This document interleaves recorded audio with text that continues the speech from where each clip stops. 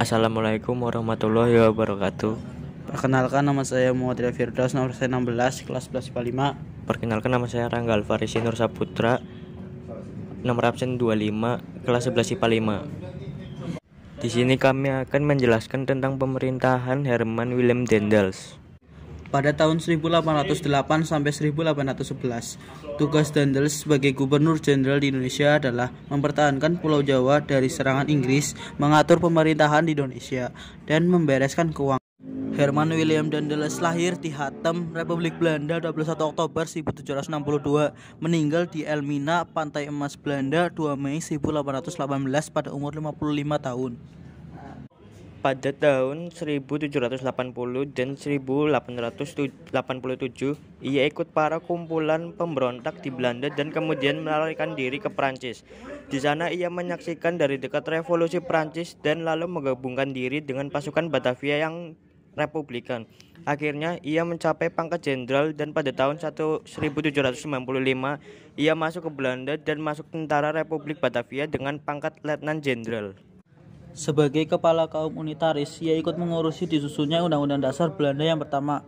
Bahkan ia mengintervensi secara militer selama 2 kali. Tetapi invasi orang Inggris dan Rusia di provinsi North Holland berakibat buruk baginya.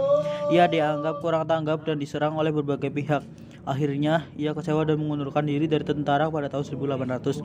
Ia memutuskan pindah ke Herde Gelderland. Itulah masa muda Herman Willem Daendels. Pada tahun 1806, ia dipanggil oleh Raja Belanda, Raja Louis, untuk berbakti kembali di tentara Belanda. Ia ditugasi untuk mempertahankan provinsi Friesland dan Groningen dari serangan Prusia. Lalu, setelah sukses, pada tanggal 28 Januari 1807, atas saran Kaisar Napoleon Bonaparte, ia dikirim ke Hindia Belanda sebagai Gubernur Jenderal. Herman Willem Daendels merupakan seorang politikus dari Belanda yang pernah menjabat sebagai Gubernur Jenderal Hindia Belanda yang ke-36. Ia dalam memerintah antara kisaran tahun 1808 sampai 1811, di mana saat itu Belanda sedang dikuasai oleh Prancis. Tugas utama Daendels pada saat itu ialah mempertahankan Pulau Jawa supaya tidak dapat dikuasai oleh Inggris. Sebagai pemimpin yang telah ditunjuk oleh pemerintahan Republik Batavia, Daendels harus memperkuat pertahanan dan juga memperbaiki administrasi pemerintahan serta kehidupan sosial ekonomi di Nusantara, khususnya di tanah Pulau Jawa. Kebijakan pemerintahan Herman Willem Daendels. Sebagai seorang revolusioner, Daendels sangat mendukung perubahan-perubahan liberal. Beliau juga bercita-cita untuk memperbaiki nasib rakyat dengan memajukan pertanian dan perdagangan. Akan tetapi, dalam melakukan kebijakan-kebijakannya, beliau bersikap diktator, sehingga dalam masa pemerintahannya yang singkat, yang diingat rakyat hanyalah kekejamannya. Usaha-usaha Daendels pada masa pemerintahannya. Ada beberapa usaha-usaha yang dilakukan Daendels, yang diantaranya yaitu dengan melakukan banyak campur tangan dan perubahan dalam tata cara dan adat istiadat pada kerajaan-kerajaan di Jawa. Untuk memperkuat kedudukannya, Daendels berhasil mempengaruhi Mangkunegara II untuk membentuk pasukan Legiun Mangkunegara dengan kekuatan sekitar 1.150 orang prajurit. Pasukan ini siap sewaktu-waktu untuk membantu pasukan Daendels apabila terjadi perang. Melakukan intervensi terhadap pemerintahan kerajaan-kerajaan lokal, seperti saat terjadi pergantian raja, serta membatasi secara ketat kekuasaan raja-raja di Nusantara. Pulau Jawa dibagi menjadi 9 prefektur dan 31 kabupaten, yang setiap prefektur dikepalai oleh seorang residen atau prefek yang langsung di bawah pemerintahan wali negara, yang setiap presiden membawahi beberapa bupati. Para bupati dijadikan pegawai pemerintahan Belanda dan diberi pangkat sesuai dengan ketentuan kepegawaian pemerintahan Belanda. Mereka mendapat penghasilan dari tanah dan tenaga sesuai dengan hukum adat. Dewan Hindia Belanda sebagai dewan legislatif pendamping gubernur jenderal dibubarkan dan digantikan dengan dewan penasihat.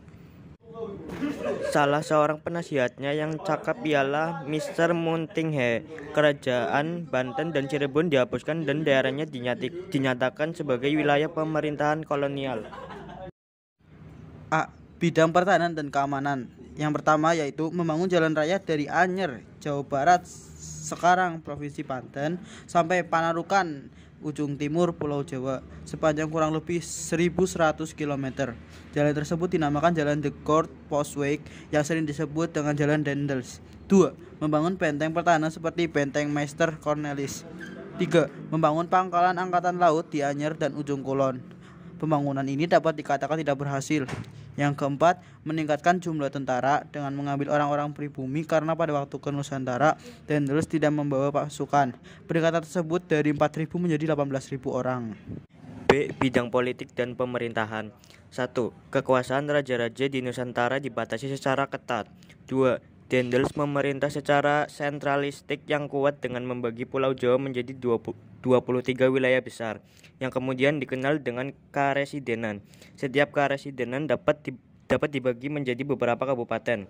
3. Berdasarkan dekret tanggal 18 Agustus 1808, Daendels merombak Provinsi Jawa Pantai Timur Laut menjadi 5 prefektur dan 38 kabupaten. Terkait dengan hal tersebut, maka Kerajaan Banten dan Cirebon dihapuskan dan daerahnya dinyatakan sebagai wilayah pemerintahan kolonial. 4. Kedudukan bupati sebagai penguasa tradisional diubah menjadi pengawal pemerintah yang digaji. Meskipun demikian, para bupati tersebut masih memiliki hak-hak feodal tertentu. C. Bidang ekonomi dan keuangan. Yang pertama yaitu melakukan penjualan tanah-tanah kepada pihak swasta. Yang kedua, rakyat diharuskan melaksanakan penyerahan wajib hasil pertaniannya. 3. Meningkatkan penanaman tanaman yang hasilnya laku di pasaran dunia. 4. Meningkatkan usaha pemasukan uang dengan cara pemungutan pajak dan penjualan tanah kepada swasta.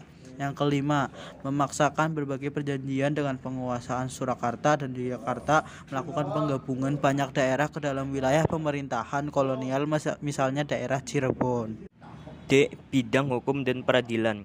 1. Dalam bidang hukum, Daendels membentuk 3 jenis pengadilan, yaitu pengadilan untuk orang Eropa, pengadilan untuk orang pribumi, dan pengadilan untuk orang timur asing. 2. Melakukan pemberantasan korupsi tanpa pandang bulu termasuk terhadap bangsa Eropa. Akan tetapi, ternyata Daendels sendiri melakukan korupsi besar-besaran dalam penjualan tanah kepada pihak swasta. Bidang sosial. 1. Rakyat dipaksa melakukan kerja rodi untuk membangun jalan Anyer sampai Panarukan. Yang kedua, perbudakan dibiarkan berkembang. 3. Menghapus upacara penghormatan kepada residen, sunan atau sultan. 4. Membuat jaringan pos distrik menggunakan kuda pos.